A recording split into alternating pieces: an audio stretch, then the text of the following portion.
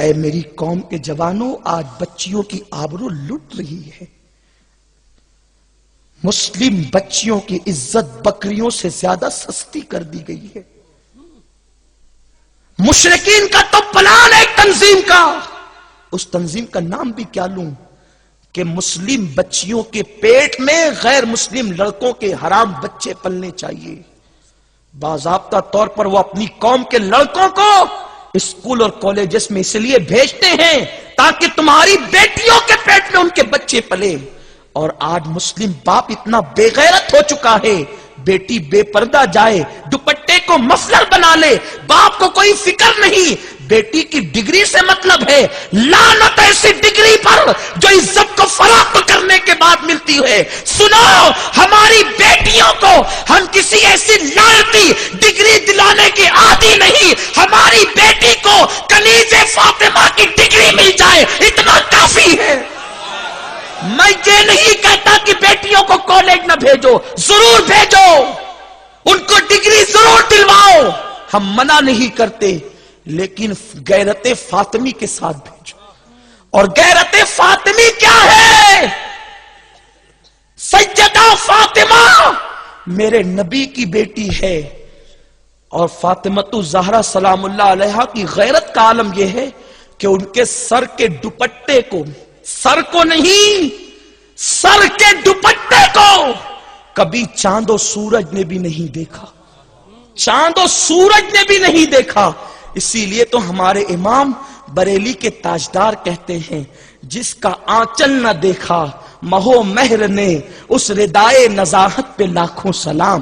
ارے جس کے سر کے دوپٹے کو چاند و سورج نہ دیکھے وہ سیدہ فاطمہ کی ذات ہے۔ اور ہماری بیٹیاں سراپا بے پردہ ہو کر کے اور چھوٹے آستین کے کپڑے پہن کر کے، باریک باریک اور پتلے پتلے لباس پہن کر کبھی کالج میں جائے، کبھی بازاروں میں جائے، کبھی معاذ اللہ فنکشنوں میں جائے، اور باپ کو فکر نہیں، بھائی کو فکر نہیں، شوہر کو فکر نہیں۔ میرے رسول فرماتے اپنی گفتگو کی طرف آؤں، دور پر دور نہ چلا جاؤں، اپنی گفتگو کو سمیٹتے ہوئے قریب لانا چاہتا ہوں۔ میرے آقا فرماتے ہیں، جس کی بیوی بے پردہ گھومے وہ شوہر، جس کی بیٹی بے پردہ گھومے وہ باپ، جس کی بہن بے پردہ گھومے وہ بھائی۔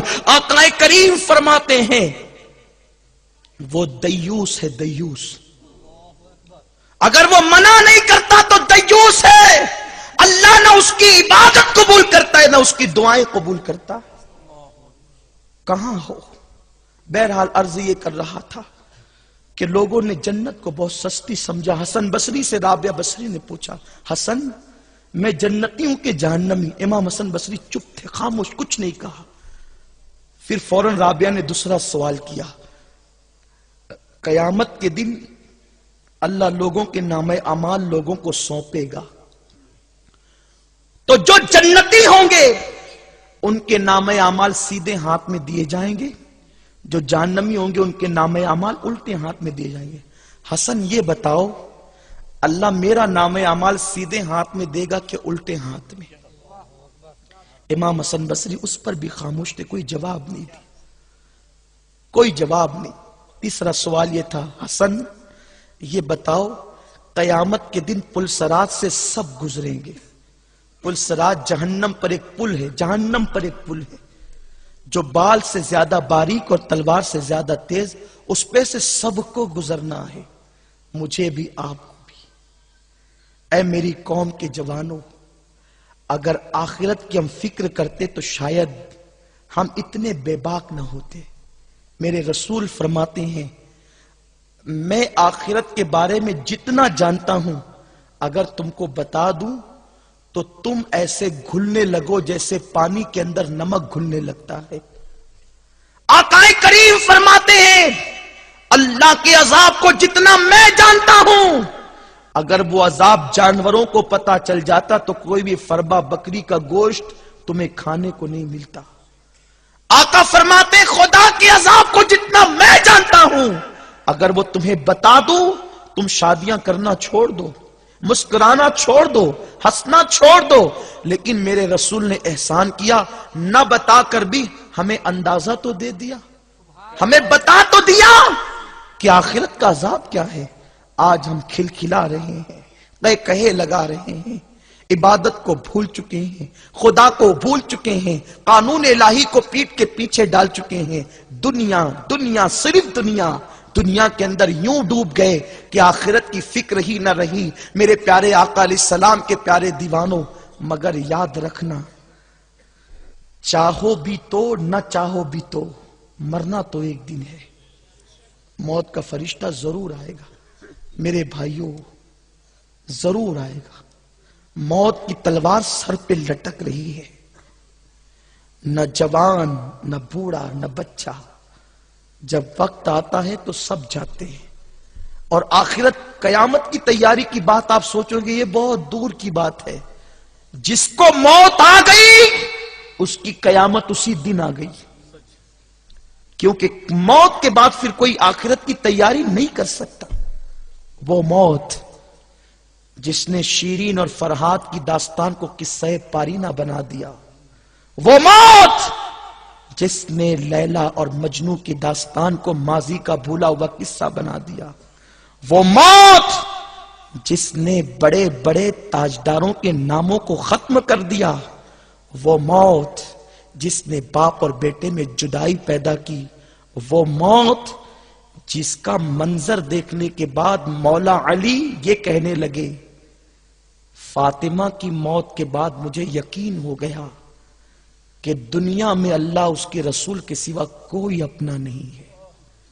وہ نکاح، کون سا نکاح؟ جو نکاح عرش پر ہوا تھا، جس کا انتخاب خدا کی مرضی پر ہوا تھا، وہ علی جو فاطمہ کا نکاح، جس کے بارے میں بعض محققین کی رائے یہ ہے کہ نکاح کے موت کے بعد بھی وہ نکاح ٹوٹے گا نہیں۔ محققین کی اپنی اپنی رائے ہے، اب میں آپ کو اس تحقیقی معاملے میں الجھانا نہیں چاہتا۔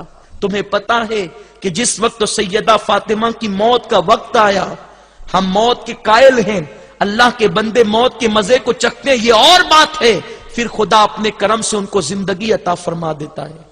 لیکن جب سیدہ فاطمہ کی موت کا وقت آیا، علامہ عبدالرؤف مناوی رحمت اللہ علیہ فرماتے ہیں، فاطمہ نے غسل کیا اور غسل کر کے اپنی کنیز جو ہے فضہ سے کہا، فضہ دیکھو میں نے پوری زندگی اپنے جسم کو چھپایا، خبردار موت کے بعد کوئی میرا جسم نہ دیکھے، اس لیے میں نے غسل کر لیا ہے، اب موت کے بعد کوئی مجھے غسل نہ دے۔ حالانکہ محققین نے اس سے ہٹ کر بھی تحقیقیں پیش کی ہے، لیکن میں علامہ عبدالرؤف مناوی کی تحقیق پیش کر رہا ہوں۔ انہوں نے فرمایا کہ میں نے غسل کر لیا ہے، اب کوئی مجھے غسل نہ دے تاکہ میری موت کے بعد بھی میرے جسم کو کوئی نہ دیکھے، اور لوگوں کو زیادہ کوئی اطلاع نہ کرنا کہ کہیں بہت زیادہ لوگ میرے جنازے پر اکٹھا ہو جائے اور لوگوں کی نگاہیں میرے جنازے پہ جم جائے، تھوڑے لوگ مجھے قبرستان تک لے جانا اور خدا کو سونپ دینا۔ اللہ اکبر، مولا کائنات علی مرتضی شیر خدا، وہ جوڑا جس کا انتخاب خدا نے کیا، یعنی اللہ رب العزت نے اپنے حبیب کے پاس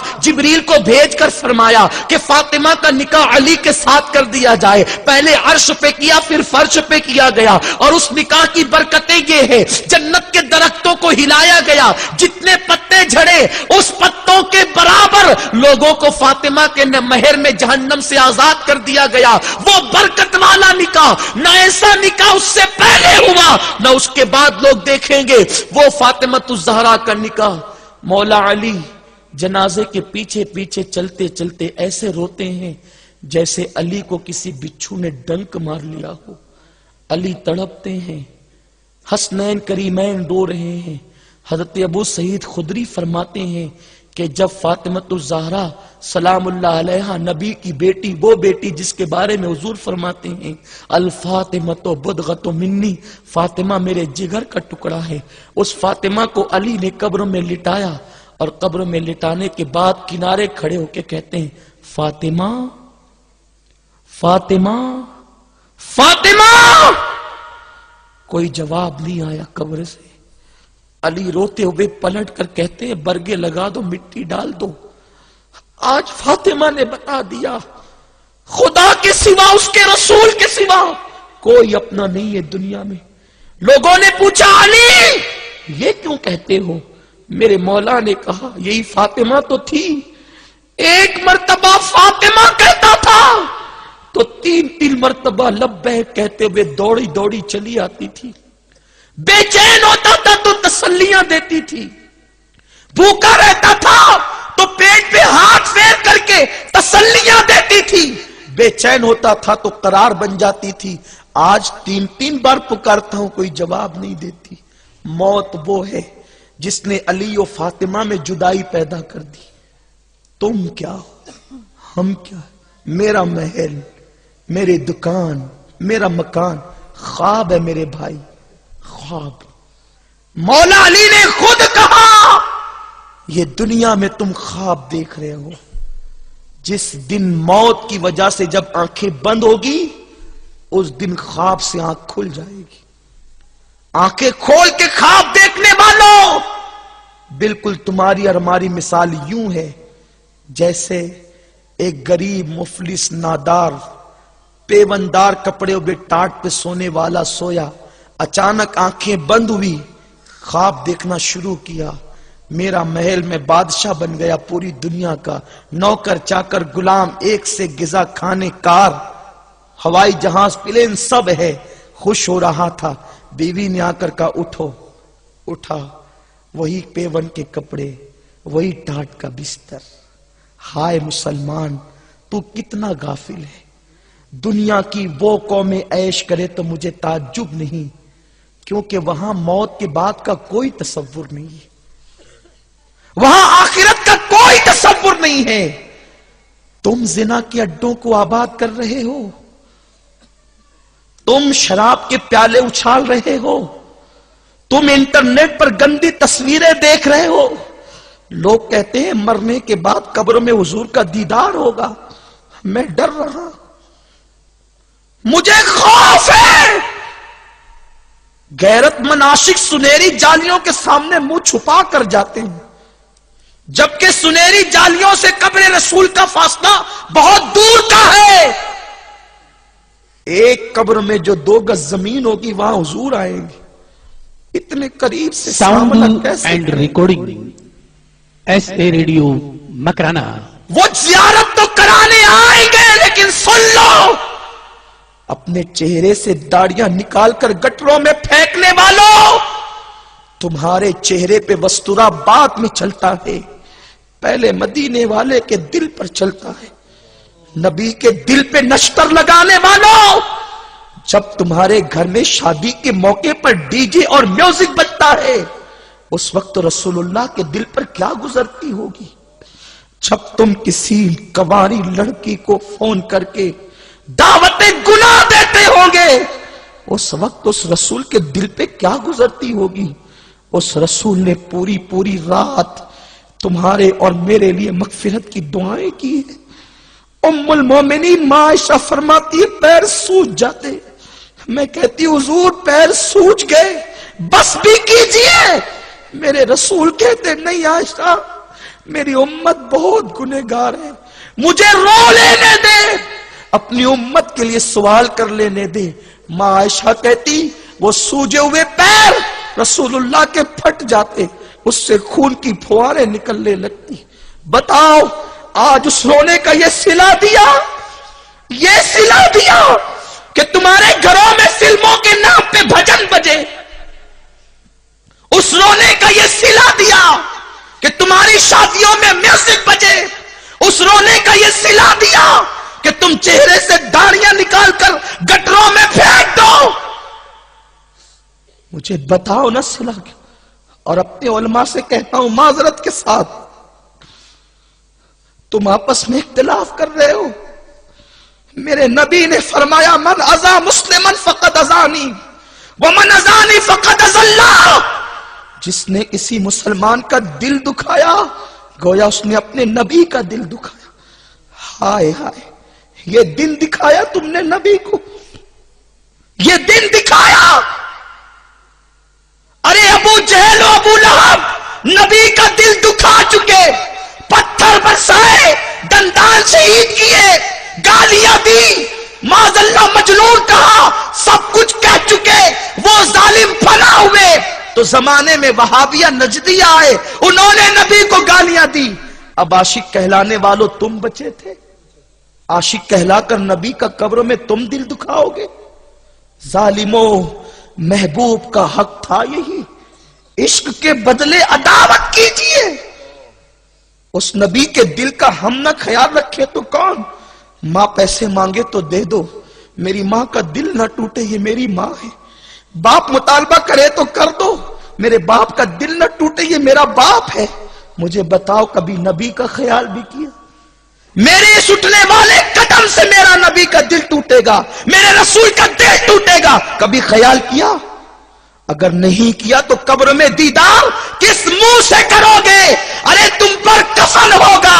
अल्लाह के हबीब तसल्ली देने उस वक्त आएंगे जब बाप छोड़कर मुंह फेर कर जा चुका होगा, भाई जा चुका होगा, दोस्त जा चुके होंगे। अरे सब मुंह फेर कर, मनो मिट्टी मुंह पे डालकर जब लौट चुके होंगे, हसरत से सबको जाते देखते होंगे कि आवाज आएगी, न घबरा न घबरा, सब जा चुके, अब तेरा आका आता है। क्यों आता है? तो बरेली का इमाम कहता है, कब्र में लहराएंगे ता हश्र चश्मे नूर के, जलवा फरमा होगी जब तलअत रसूलुल्लाह की। लेकिन नरम नरम गद्दों पे फजर छोड़ी होगी। हुजूर कब्र में आकर ये कहिए तो गद्दार है, मेरी आंखों की ठंडक को अदा नहीं करता था, ये तो चेहरे की से मेरा नूर निकाल कर गटरों में फेंकता था। नबी को अपनी तरह बशर कहलाने वालों के साथ उठता बैठता था। नबी के इल्म गैब के मुनकिरीन के साथ रिश्तेदारियां करता था। सलातो सलाम भी पढ़ता था। सलाम का मजाक उड़ाने वालों के साथ रिश्तेदारियां भी। ये मेरा नहीं है, अल्लाह न करे, अल्लाह दुश्मन को भी कभी वो दिन न दिखाए, कभी वो दिन न दिखाए कि जिस दिन नबी कह दे ये मेरा नहीं है। खुदा नाराज हो, नबी के वसीले से खुदा को मना सकते हैं। वो नबी नाराज हो जाए कहां जाए, किसके दरवाजे पे दस्तक देंगे? ये सोचते हो अगर वो नाराज होके चले जाएं तो किसी दूसरे नबी का दामन पकड़ोगे? हदीस सुनो, हदीस, कयामत का दिन होगा, मेरे रसूल फरमाते हैं जहन्नम लाई जाएगी, लाखों फरिश्ते होंगे जहन्नम को हाँक कर लाते होंगे, बदबू निकलती होगी, जहन्नम के शरारे निकलते होंगे। खुदा का गजब एक तरफ, दूसरी तरफ जहन्नम का दहकना, वो जहन्नम जिसकी बदबू से लोगों के पित्ते पानी हो रहे होंगे। ऐसे वक्त में नेक, परहेजगार, मुत्तकी सबकी जबान पे होगा, नफ्सी नफ्सी नफ्सी नफ्सी, मेरा हाल क्या होगा, मेरी क्या, सबको अपनी पड़ी होगी। हत्ता कि अंबिया भी कहेंगे नफ्सी नफ्सी, इब्राहिम अलैहिस्सलाम जैसा पैगंबर भी कहेगा नफ्सी नफ्सी, आदम अलैहिस्सलाम जैसा पैगंबर भी कहेगा। जो साहिबे जो नबूवत के ताज, जो नबूवत वाले जिनको अल्लाह ने नबूवत दी, वो अंबिया नफ्सी नफ्सी कहेंगे। नमाजियों, अपनी नमाज पे कहां नाज कर रहे हो? सब नफ्सी नफ्सी कहेंगे। उस दिन अगर किसी की जबान पे उम्मती उम्मती होगा, वो मेरे और आपके आका हो।